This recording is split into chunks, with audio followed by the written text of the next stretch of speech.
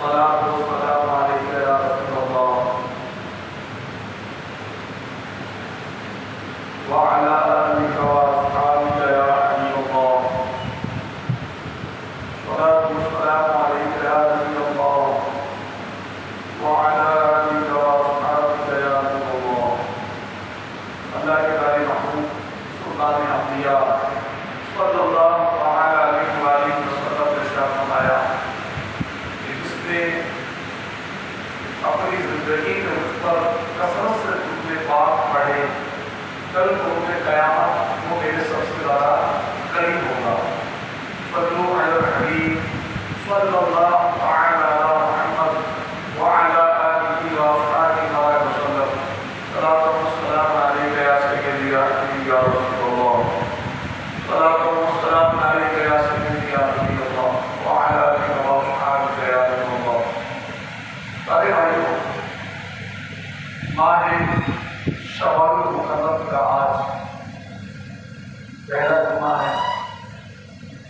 5 شوال المکرم 4 April 2025.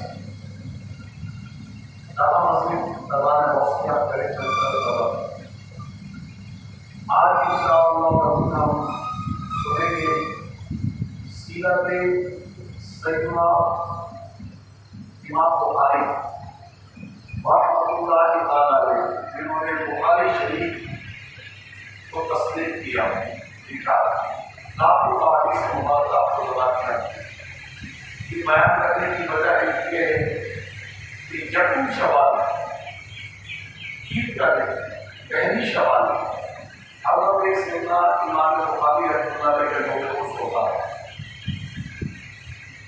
اور حدیث پاک میں کہ انبیاء کا ذکر کرنا یہ عبادت ہے اور صالحین کا ذکر کرنا یہ گناہوں کا کفارہ ہے. ایک روایت میں ہونا کہ یہ صالحین کے ذکر کے وقت رحمت کا نزول ہوتا ہے. تو ان نیتوں کے ساتھ ساتھ امام بخاری کا تذکرہ بھی ہو جائے. آپ کی سیرت مبارکہ میں کچھ ہم پہلے سن لیں. آپ کی سیرت کو وہ سیرت ہے سبحان اللہ، کیا شان ہے امام بخاری کی. اور انشاءاللہ یہ سنیں گے اور کچھ ہم سنیں گے شش عید کے روزے، عید الفطر کے جو 6 روزے ہوتے ہیں شوال المکرم کے، اس کے بارے میں کچھ سنیں گے. بڑی فضیلت والے ہوتے ہیں. جلدی جلدی آ جائیے. تو میری آواز سن رہے ہیں مارکیٹ میں یا مارکیٹ سے باہر نماز جمعہ کی تیاری جلدی کرنی چاہیے، آنا چاہیے. مسجد میں جتنا جلدی آتا ہے اتنا ثواب آتا ہے. اللہ آسانی کرے. مسجدوں کی طرف رغبت ہماری ہونی چاہیے. دل مار کے نہ آئے، اللہ کے گھر کے خوش دلی سے آئے کہ رب نے مجھ پہ کرم کیا تو اس کے گھر میں جا. رب نے مجھ پر آسانی برتائی تو اس کے گھر میں جا. اللہ نے مجھ پہ کرم کیا تو اس کے گھر کی خدمت کر رہا ہوں. اللہ نے مجھ پہ مہربانی بتائی تو اس کے گھر میں اہتمام کر رہا ہوں. یہ اس کی مہربانی ہے. یہ میرا کوئی کمال نہیں کہ مسجد میں چندہ دے دیتا ہوں، مسجد کی خدمت کر دیتا ہوں، مسجد میں آ جاتا نہیں. یہ میرے رب کی کرم نواز یہ ہے کہ میں اس کی رحمت سے اس کے گھر میں آ جاتا ہوں، نماز پڑھ لیتا ہوں، نماز میں شامل ہو جاتا ہوں اور پھر صفائی ستھرائی کے اس کی کاموں میں لگ جاتا ہے. یہ اس کی مہربانی ہے. اللہ کریم ہمیں عمل کی توفیق عطا فرمائے. امام بخاری رحمۃ اللہ تعالیٰ بڑے فائدے ہوتے جنہوں نے بخاری شریف لکھی. قرآن مجید کے بعد افضل ترین کتاب قرآن پاک کے بعد، کتاب اللہ کے بعد بخاری شریف ہے. امام بخاری کا نام محمد اور کنیت عبداللہ. آپ کا نسب نام یہ ہے کہ محمد بن اسماعیل بن ابراہیم بن مغیرہ بن احناف. انب عروبہ چاٹی یہ آپ کا نام. امام بخاری کے پردادا مغیرہ مجوسی ہے اور والی بخارا ایمان رومی کے ہاتھ پر مشرف باعثام ہوئے تھے اور ان کے ساتھ عقد معاملات طے کیا تھا، جس کی وجہ سے امام بخاری کو جعفری بھی کہا جاتا ہے. امام بخاری کے امیر مومنین کی حدیث نازل الحدیث النبویہ اور نازل المواعظ الحق کے القاب آتے ہیں۔ امام بخاری کی ولادت کب ہوئی؟ امام بخاری ماورائے انہر کے شہر بخارا میں 13 شوال بروز جمعہ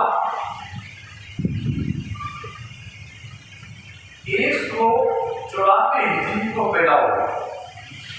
اس وقت ہارون رشید کے بیٹے امین کا دور حکومت تھا اور پورا ماورائے انہر کی سلطنت میں شامل تھا۔ امام بخاری ابھی کم سن تھے، کم عمر تھے۔ آپ کے سر سے والد کا سایہ اٹھ گیا، یعنی والد فوت ہو گئے۔ چنانچہ آپ کی پرورش آپ کی والدہ محترمہ نے کی، لیکن مائیں کیسا کردار ادا کرتی؟ ایک ہمارے معاشرے میں موجودہ وقت کی مائیں بچے گانے سیکھ رہے ہیں، گالیاں سیکھ رہی ہیں، بچے فلم ڈرامے دیکھ رہے ہیں، باپ کا سایہ جاتا ہے، کوئی تو بن جاتا ہے، کوئی بیٹے بن جاتا ہے، کوئی ماڈل بن جاتا ہے۔ ماں باپ کی تربیت آپ کے لیے ضروری ہے، اللہ کے ساتھ کے لیے۔ لیکن ماں بخاری کے والد کا سایہ ہو گیا تب ہوئے ماں نے ایسی تربیت کی کہ وقت کے بہت بڑے محدث بن گئے۔ آج ہم قطار غوثیہ میں 1446 ہجری کا شوال، یعنی تقریباً 1200 سال آپ کو پردہ فرمائے ہوئے ہیں۔ آج ہم ان کا ذکر کر رہے ہیں 1200 سال۔ یہ باپ کی محنت کی امام بخاری رحمۃ اللہ علیہ پر ایسی تربیت تھی کہ بیٹا ایک بہت بڑا محدث اور امیر المومنین حدیث حافظ الحدیث بن گئے اور بخاری شریف تصدیق فرمائی۔ آپ دستور کے مطابق ابتدائی تعلیم مدرسہ ہی حاصل کرتے رہے۔ جب آپ کی عمر 10 سال کی ہوئی تو آپ کے دل پر حفظ حدیث کا القاء ہوا، یعنی یہ بات آئی کہ میں حدیث کا علم سیکھوں۔ آپ ہمارے کے مشہور محدث حضرت آپ کے مشہور محدثین کرام کی مجلس میں اکثر حدیث کے لیے حاضر دینے لگے کہ حدیث پڑھنے کے لیے سیکھنے کے لیے آپ کو محدثین کی بات آئے جو حدیث پڑھاتے، حدیث کا درد دیتے۔ محدث ایک کو کہتے ہیں، محدثین یہ جمع حدیث کے درد دینے والوں کو، حدیث پڑھانے والوں کی جمع محدثین، ان کے پاس حاضر رہتے ہیں۔ 16 سال کی عمر میں امام بخاری حج کے لیے حج کرنے گئے اور پھر بلاغت کے حج کے بعد بڑھی رہے اور تحصیل علم میں مصروف ہو گئے اور تصنیف اور تعلیم میں مشغول ہو گئے، یعنی تحریرات کتابیں لکھنے میں مشغول ہو گئے۔ 18 سال کی عمر میں آپ نے اپنی پہلی کتاب قضا صحابہ و تابعین تصنیف فرمائی کی۔ انہی ایام میں آپ نے چاندنی راتوں میں گنبد خضرا کے سائے میں، یعنی مدینہ المنورہ میں، اپنی مشہور زبان کتاب التاریخ تصنیف کی۔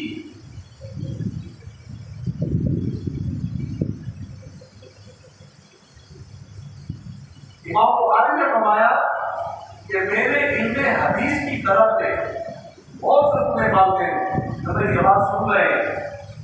امام بخاری فرماتے ہیں کہ میرے علم حدیث اور اس کی طرف میں، علم حدیث کی طرف میں مصر، شام، الجزیرہ کا دورہ 2 بار سفر کیا اور 4 مرتبہ بصرہ ہے۔ 6 سال اس مقصد کے لیے حجاز میں گزارے اور اپنے علم حدیث کے سلسلے میں کوفہ کتنی بار گیا اس کا شمار یاد نہیں. کوفہ میں حضرت مولانا شیخ خدا کا علاقہ ہے. امام اعظم کی کوفہ ہے. اس کے علاوہ آپ نے نیشاپور مقبولی واسطہ وغیرہ شہروں کا سفر کیا. امام بخاری بلخ بھی گئے جہاں حضرت مکی بن ابراہیم سے سما حدیث کیا اور ان سے صحیح بخاری میں زیادہ وہ روایتیں نقل کی جو درجائے سلفیات میں یاد رہے.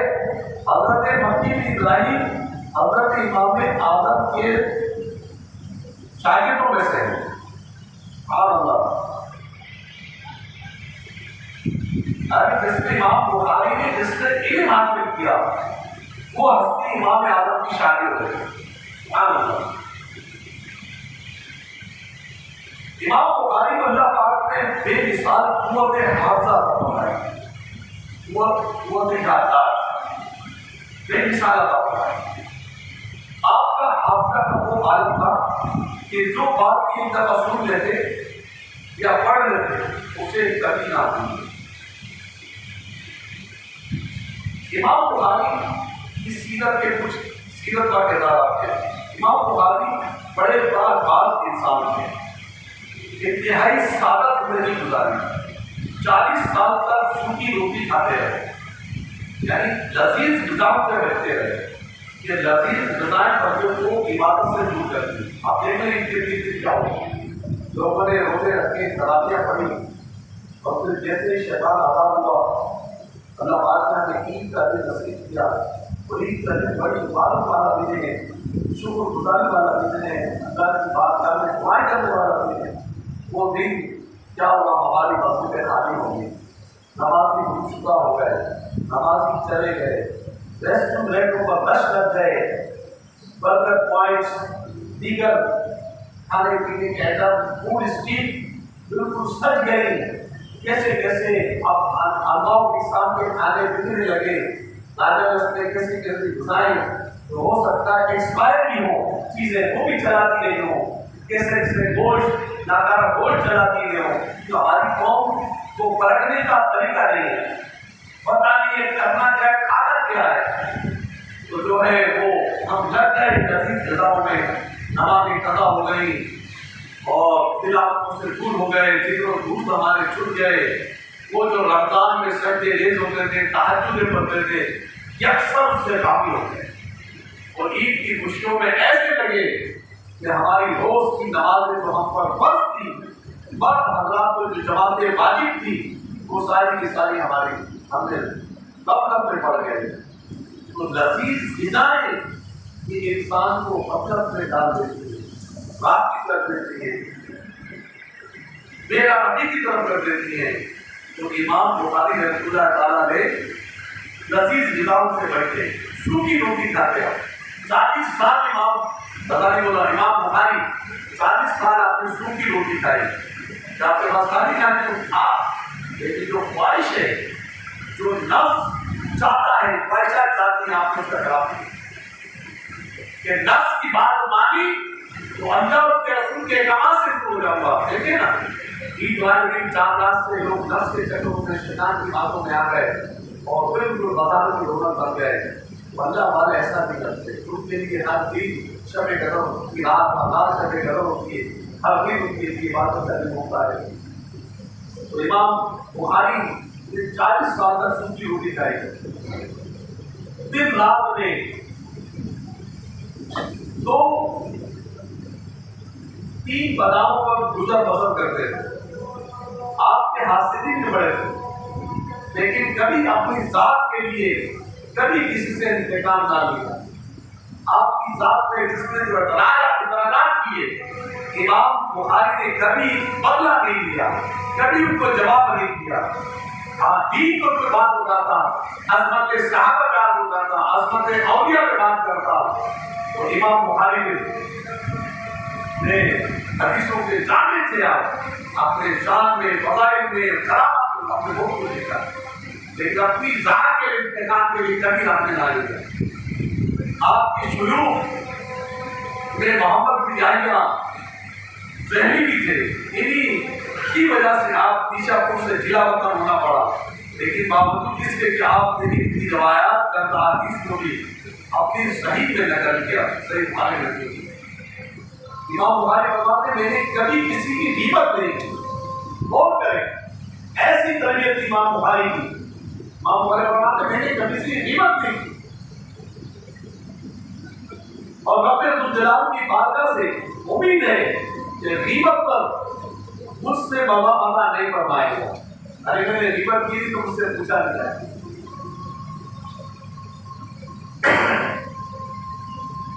آپ کی وضاحت میں بیان کیا کہ دوران سفر امام بخاری ہمیں ایک کمرہ میں رکھتے اور خود علیحدہ ایک کمرہ میں رکھتے۔ ایک مرتبہ میں نے دیکھا کہ رات کو 15-20 مرتبہ اٹھتے امام بخاری اور چراغ جلاتے اور احادیث کے نوٹیں پڑھتے، ان پر نشانات لگاتے، پھر سرانے پر سر رکھ کر سو جاتے، پھر تہجد کے وقت اٹھتے، نماز تہجد کی ادا کی، نماز تہجد کی رکعتیں ادا کی۔ آپ جتنی بار رات کو اٹھتے انہیں ایک بار بھی نہ جگایا۔ میں نے عرض کی حضور آپ اتنی تکلیف برداشت کرتے ہیں، اٹھتے ہیں، چراغ جلاتے ہیں، یہ تو نہیں کہ بٹن دبائے لائٹ ہوگی، بٹن دبائے لائٹ بند ہو گئی، تو ایسا نہیں تھا۔ چراغ جلانے پڑتے تھے، سفر کی جہازوں میں، لینڈ کروزروں میں، کوئی ڈپو میں نہیں، گھوڑوں پر، نیچروں پر، اونٹوں پر سفر ہوتے تھے۔ تو کہتے ہیں حضور مجھے اٹھاتے تھے، آپ اتنی تکلیف برداشت کرتے مجھے نہیں اٹھاتے۔ تو فرمایا نوجوان آدمی ہو اور میں تمہاری نیند میں خلل نہیں ڈالنا چاہتا۔ یہ امام بخاری کہتا ہوں۔ امام بخاری بے شمار کتبوں کے مالک ہونے کے باوجود انتہائی عبادت گزار تھے، جو بہت زیادہ نمازی پڑھنے والے، راتوں کو جاگنے اور تلاوت قرآن کو گویا آپ کی طبیعت میں ثانیہ تھی۔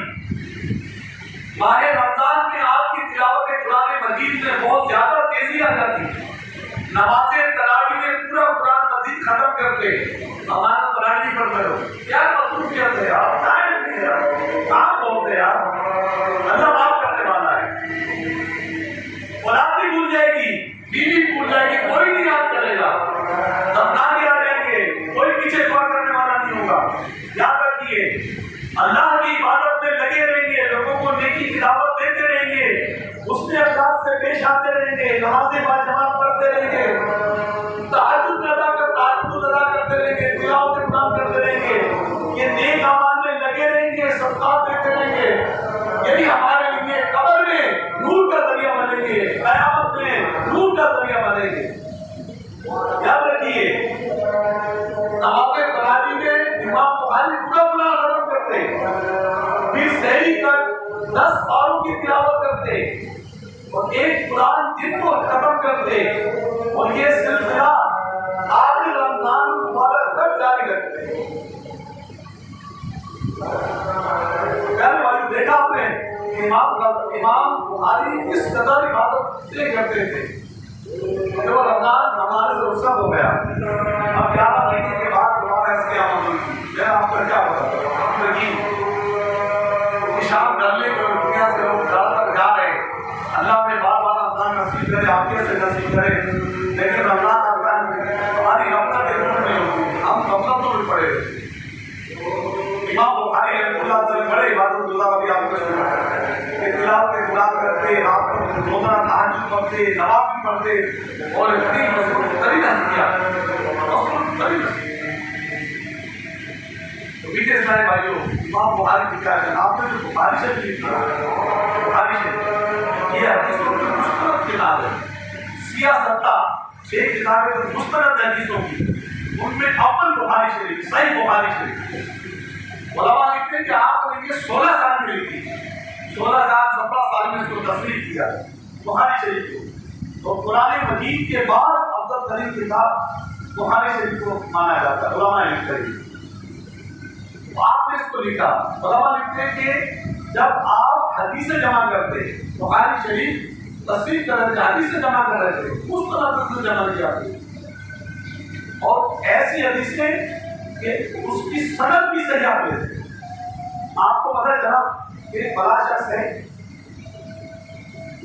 घोड़ा चलाता हो, उसके पास कोई नबी पाक अलैहिस्सलाम की हदीस है, आपने कई दिन का सबक किया और उसके पास पहुंचे, कैसे हदीस में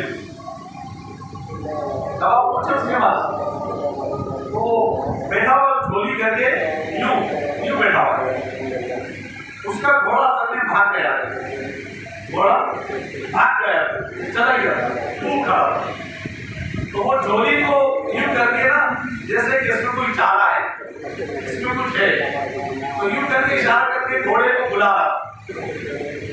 इमाम बुखारी कहने गए तो देखा इसकी झोली में तो कुछ है और ये जानवर को बुला रहा है। मतलब जो शख्स एक जानवर के साथ धोखा दे रहा है कि झोली में कुछ है नहीं और उसको पकड़ने के लिए बुला रहा है, तो जानवर को झूठ बोल रहा है, जानवर को धोखा दे रहा है, तो इसके पास क्या सनद है कि ये हदीस जो देगा ये सही देगा है? ये क्या समझ के जो ये मुझे हदीस नबवी देगा वो भी सही देगा या ऐसे ही देगा वो?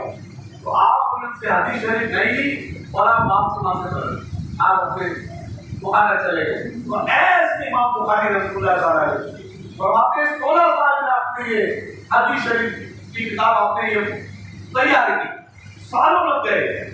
उलमा लिखते हैं कि जब आप हदीस पाक अपनी किताब में लिखते, आपका मामूल क्या था? सुभान अल्लाह। फरमाते हैं पहले आप गुस्ल करते, 2 रकात नमाज नफल पढ़ते, फिर उस हदीस पाक को आप देरी फरमाते। कैसा हदीस नफल करते थे आप? देखिए इमाम बुखारी रसूलुल्लाह सल्लल्लाहु अलैहि वसल्लम कि वो अल्फाज जो मेरे महबूब की ज़बान से अदा हुए, आका करीम अलैहिस्सलाम ने वो अल्फाज अदा फरमाए, इरशादात फरमाए। उन इरशादात के आली शान को बड़े प्यारे अंदाज में आप अपनी किताब में तहरीर फरमाते, 2 रकात नफल पढ़ते, पहले गुस्ल करते, फिर 2 रकात नफल पढ़ते, उस हदीस को लिखते। हर हदीस का आपने असर किया, एक में नहीं, आगे में नहीं, बीच में नहीं, हर हदीस में अमल किया। तो अल्लाह ताला ने जो आपको मकाम अता किया, सुभान अल्लाह। चांद रात को आपको विशाल हुआ, ईद की चांद रात, ईद वाले दिन आपको जनाजा हुआ और आपको दफना दिया गया। दफना दिया गया इमाम बुखारी की कब्र की मट्टी से मुश्किल खुशबू आ रही, मुश्किल खुशबू आ रही। अल्लाह पाक का अजीब करम इमाम बुखारी को हुआ, सारी जिंदगी दर्स हदीस दिया, इल्म हदीस पढ़ा, इल्म हदीस पढ़ाया, बुखारी शरीफ तस्लीम की। और मैंने शुरू में अर्ज किया कि किस तरह इमाम बुखारी रहमतुल्लाह ताला ने जो है वो इल्म दीन के लिए आप सफर करते रहे, इल्म दीन सीखा, इबादत की, रियादत की, वालिद का साया, छोटी उम्र में सर से हो गया था, माँ ने शानदार आपकी तरबियत की, इल्म दीन सीखते रहे और एक बहुत बड़े मुहद्दिस बन गए। आज आलम इस्लाम आपकी किताब बुखारी शरीफ से मुस्तफीद हो रहा है, बरकत वाला है।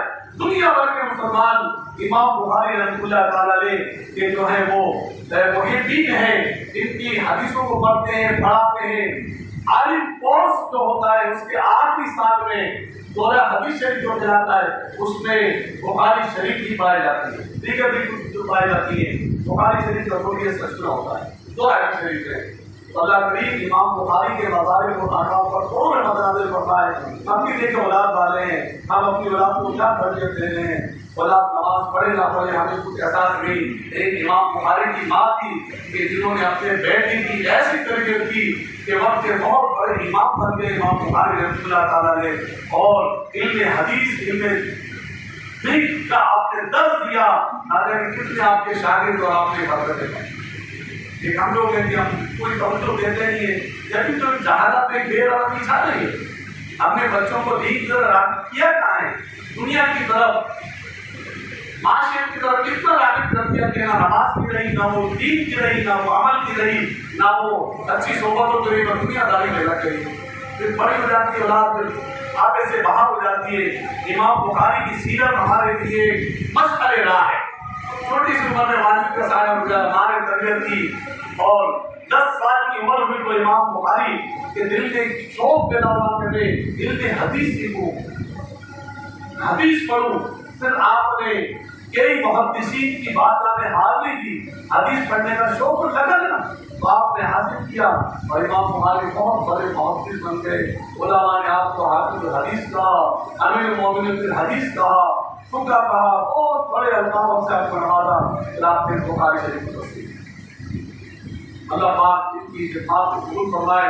इमाम बुखारी के मज़ार पर अल्लाह पाक करोड़ रहमत नाज़िल फरमाए। दूसरी चीज़ आप करूँगे शवाल मुहर्रम के 6 रोज़े अक्सर भाई इसमें पूछते हैं कि क्या है, सुन लीजिए। नबी पाक अलैहिस्सलाम फरमाया कि जिसने रमज़ान के रोज़े रखे फिर 6 दिन शवाल में रखे तो गुनाहों से ऐसे निकल गया जैसे आज की माँ के पेट से पैदा हो। दूसरा फरमान, जिसने रमज़ान के रोज़े रखे फिर उनके बाद 6 दिन शवाल में रखे तो वो ऐसा है जैसे दहर यानी उम्र भर के लिए रोज़ा रखा। तीसरा फरमान, जिसने ईद उल फितर के बाद शवाल में 6 रोज़े रख लिए उसने पूरे साल के रोज़े रखे, जो एक नेकी लाएगा उसे 10 मिलेगी। तो माह रमजान का रोजा 10 महीनों के बराबर है और एक 6 दिनों के बदले में 2 महीने पूरे साल के रोजे हो गए। भाइयों, सदरुल शरिया हुजूर मुफ्ती अमजद अली आज़मी मुसन्निफ़ बारे शरीयत, ये बारे शरीयत के हाशिए में फरमाते हैं कि बेहतर ये कि ये रोजे मुतफ़र्रिक़ यानी जुदा जुदा रखे जाए और ईद के बाद लगातार 6 दिन में एक साथ रख लें, ये भी हर दिन दोनों सूरत है। बात ये कहते हैं कि नहीं ईद के दूसरे दिन आप रोजा रखेंगे तो आपके शवाल में होंगे। ऐसा ईद के बाद चाहे 6 साल रख लें पहला दिन छोड़ के और फिर आप पूरे महीने में 6 रोजे कर लें। खलील मिलत मुफ्ती मोहम्मद खलील बरकाती रहमतुल्लाह तआला ने फरमाते हैं कि ये रोजे ईद के बाद लगातार रखे जाए तब भी जुदा का नहीं, और बेहतर ये कि जुदा जुदा रखे जाए। जैसे हर हफ्ते में 2 रोजे ईद उल फितर के दूसरे दिन 1 रोजा रख लें, फिर पूरे माह में रखें और मुनासिब यही मालूम होता है। हर वक्त ईद उल फितर का दिन छोड़कर सारे महीने में जब चाहे ये शश ईद के रोजे आप रख सकते हैं। शश ईद के रोजे जब चाहे आप रख सकते हैं। 6 रोजे ये या तो जैसे 30 जुमेरात रख लें, फिर 3 रोजे चांद की 13 तारीख, 14 तारीख, 15 तारीख, ये अय्याम में बेस लगाते हैं। इनकी फजीलत अलग है। हर माह के 3 रोजे बड़े फजीलत वाले होते हैं। चांद की 13 तारीख, 14 तारीख, 15 तारीख अय्याम में बेस, ये 3 रख लें, जुमेरात 3 रख लें और याद रमजान दिन में बताएं। हर चीज को रोजा अल्लाह करे आदत बन जाए, जुमेरात की आदत बन जाए तो याद रमजान दिन मेरे अमीर सुन्नत फरमाते हैं कोई ऐसा अमल पूरा साल जारी रखे जिससे आपको याद रमजान हो। फरमाया रमजान तमाम दिनों का सरदार है। चाहे आपको फरमान है कि रमजान तमाम महीनों का सरदार है, तमाम महीनों का सरदार है रमजान। इसलिए खुशी बनाए कोई ऐसा अमल जैसे रोजा समझ में आता है, वैसे तो और भी हो सकता है कि आप रोजा रखें। इससे ये भी हो सकता है कि आपके रोजे जिंदगी में बालिग होने के बाद उनकी भी कज़ा तो करें ना, माफ थोड़ी होते 30 रोजे आपके साल के जिन्होंने बालिग होने के बाद से रोजे छोड़े, माफ नहीं है, इसकी कज़ा करें। क्या पता जिंदगी जाम कब डल जाए और हमारा दुनिया से जाना हो जाए तो ये रोजों का भूख ले जाए, खुराक के हमारा जगह दे देगी। यहाँ बाप मार जाता है, जायदादों में लग जाते हैं। अरे सबसे पहले ये देखें कि हमारे वालिद हमारी माँ पर जितनी नमाजें कज़ा थी, जितने रोजे कज़ा थी, सबसे पहला काम वो करे, उसका फिदिया दे, नमाजों का फिदिया दे। جائیداد کے چکر میں لگ جاتے ہیں، یہ تمہارا، یہ میرا، یہ ہمارا، یہ ہمارا، اس میں لگ جاتے ہیں. مرنے والا دنیا سے جائیدادیں چھوڑ کے جاتا ہے، نمازیں اس کے سر پر ہوتی ہے، روزے اس کے سر پہ ہوتے ہیں، زکات اس کے سر پر ہوتی ہے، سارے اولاد کے لیے کرتا ہے. اولاد کو اتنی توفیق نہیں ہے کہ والد کے اوپر جو ایک بوجھ ہے شریعت کا ارکان اسلام، حج فرض تھا، حج میں نہیں کیا تھا، حج بدل کرائے، کتنی زکاتیں تھی، زکات نہیں تھی، وہ کرائے. ایک جنازے میں کمیٹی کا اعلان ہو جاتا ہے کہ بھائی جو ہے نا ان کی طرف سے کس نے کوئی لیا ہو، انہوں نے کس نے لیا ہو تو ہم سے رابطہ کر لیں. اگر کوئی جو کھڑے ہو جائے نا کہ ہمارا اتنا ہے تو شاید غلام آ کے بات ہے. ویسے تو میں باہر کہتا ہوں کہ بندہ دنیا ایسا جائے کہ اس کے اوپر قرضہ نہ، اولاد نہیں اتارے، ایسا کام کرنا، زیادہ کھائے، زیادہ پیے، بچوں کے لیے اچھی تربیت جو بھی کرے، لیکن اپنے اوپر نہ قرضہ چھوڑ کے مرے، نہ زکاتیں چھوڑ کے مرے، نہ حج اپنے ذمہ چھوڑ کے مرے. یہ اپنے گھر کے جائے، ورنہ اولاد سے اوپر آ کے اولاد کر دیں گے. اولاد کو ہم نے دین کی تربیت دی کہاں ہے؟ ہم نے تو دنیا ہی سکھائی ہے، ان کو دنیا سکھائی تھی. یار ایک مانو اپنی اولاد اور اپنے آپ کو، اپنی اولاد کو اس آگ سے بچاؤ جس کا ایندھن آپ کے اوپر ہے. کوشش کریں اولاد کو دین کی طرف ملائیں، اور دنیا سے سال میں جائیں کہ آپ پہ کرنا وہ تو آپ لکھ کے جائیں کہ مجھ پہ اتنا قرضہ، اتنا حصہ، اتنا حصہ ہے، اتنا ہے. اور ہے تو پہلے آپ کو زکات دے دیں، چھوڑے نہ زکات. وہ بولتے ہیں اگلے سال ڈبل دے دوں گا، کیا مطلب دنیا سے چلے جانا ہے. آپ اسی سال کی نکال دیں.